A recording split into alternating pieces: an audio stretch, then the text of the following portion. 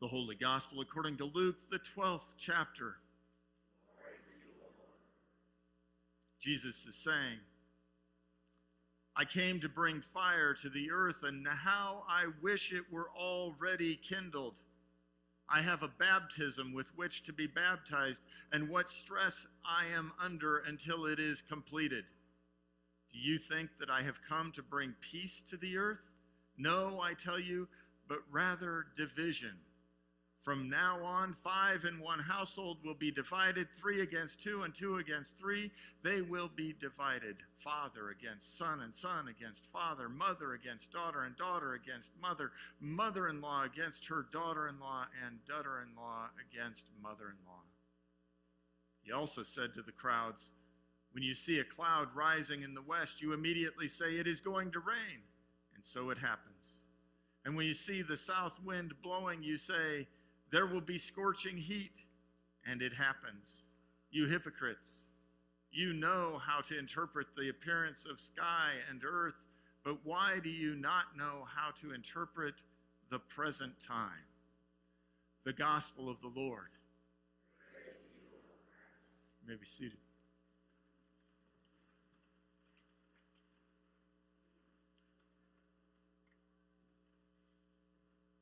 Ooh. This is a hard one.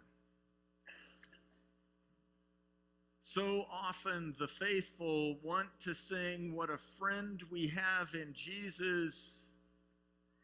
We look at particularly Luke's gospel that starts by telling us about this baby, vulnerable, born to a young woman, a virgin. The story in Luke is a story that kind of builds in a way that suggests that Jesus is kind and gentle, the kind of guy that we really would like to just hang out with. But now Jesus has been leading his disciples and the crowd that has been following to Jerusalem, and along the way he has been showing them what it means to be a disciple, what it means to follow God's call, what it means to follow him.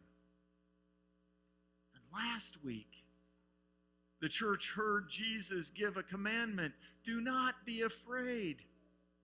It is your Father's good pleasure to give you the kingdom. Words of reassurance and comfort and calm. And a call to be ready, be prepared. So then this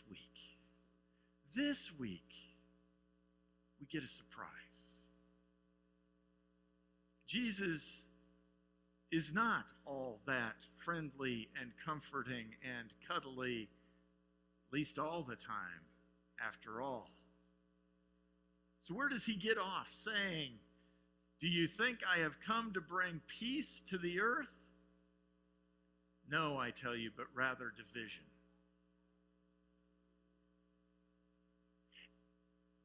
Luke's gospel, check me.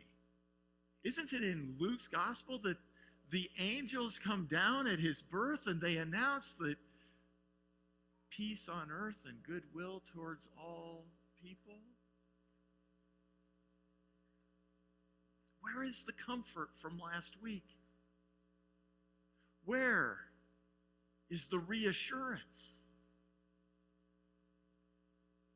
Well, if the journey to Jerusalem is about getting clear about what discipleship looks like, then the comfort and the reassurance that we heard last week has a purpose. And that purpose is to prepare the faithful for a hard truth. And that truth is one that many modern Christians don't always feel.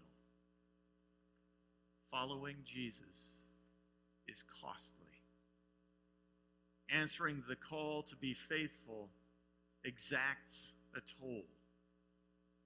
It was true in the first century that choosing to follow Jesus would have the effect of cutting many people off from their families and from their friends, and indeed from many of the social structures of resources, the cultural resources. Being faithful called disciples to risk all of their social connections. So when Jesus talks about bringing fire, a cleansing fire that serves as baptism, a cleansing, removing the impurities, but also strengthening for ministry, he is talking about preparation for what lays ahead. And what lays ahead for him is what's going to happen in Jerusalem. What lays ahead is rejection.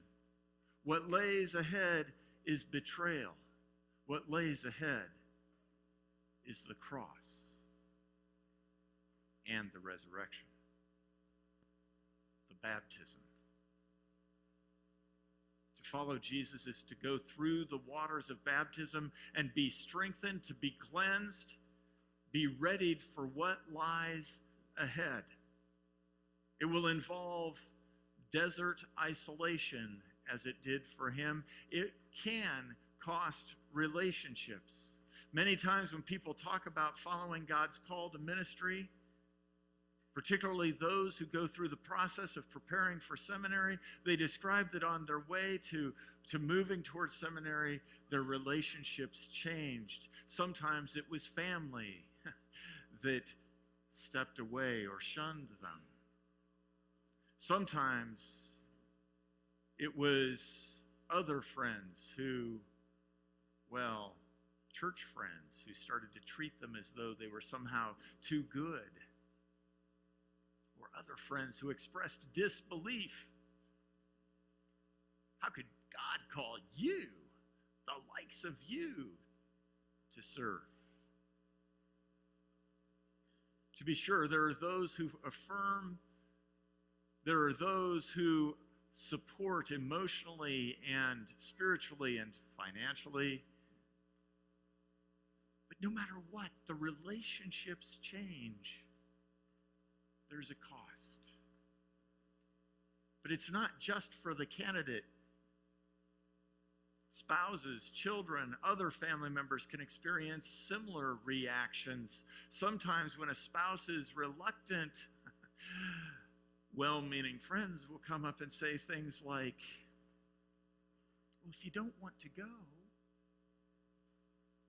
why don't you just divorce? But it's not just these people who follow that kind of a call to ministry that go into religious vocations who have the opportunity to make all kinds of choices. All the faithful have to make decisions. Indeed, choosing to worship, choosing to serve, choosing to live in community with people who are like you but not so much always like you. So choosing to study, all of these in the life of the church have a cost. It takes decisions about showing up on Sunday morning, about making offerings, about setting aside time to serve, about reading the scriptures on a regular basis or praying. Following Jesus calls upon the faithful to make new decisions about how they will treat strangers and disreputable folk, family and friends. So Jesus is not coming to bring division so much as he is speaking the truth, the consequences of following him, of giving self to him.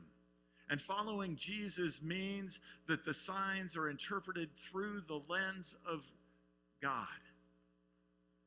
The signs are interpreted through God's eyes.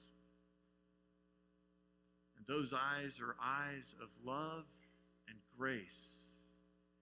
And so, when that lens calls the faithful to speak or act or care, it goes against the grain of what the siren song of the culture offers. It brings division.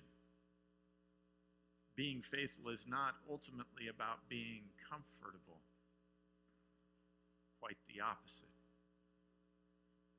There's a poem by Brian McLaren that's been going around recently, and so let me finish by reading it. "Please de-baptize me," she said. The priest's face crumpled. "My parents tell me you did it," she said, "but I was not consulted, so now undo it." The priest's eyes asked, "Why?" If it were just about belonging to this religion and being forgiven, then I would stay. If it were just about believing this list of doctrines and upholding this list of rituals, I'd be okay. But your sermon Sunday made it clear it's about more. More than I bargained for, so please de-baptize me. The priest looked down, said nothing. She continued, "You said, baptism sends me into the world to love enemies. I don't, nor do I plan to. You said it means being willing to stand against the flow. I like the flow. You described it like rethinking everything, like joining a movement. But I'm not rethinking or moving anywhere. So unbaptize me, please." The priest began to weep. Soon, great sobs rose from his deepest heart. He took off his glasses, blew his nose, took 3 tissues to dry his eyes. "These are tears of joy," he said. "I think you are the first person who ever truly listened or understood." "So," she said, "will you? Please?" Brian McLaren. The cost is great. Jesus calls the faithful to be clear and to follow.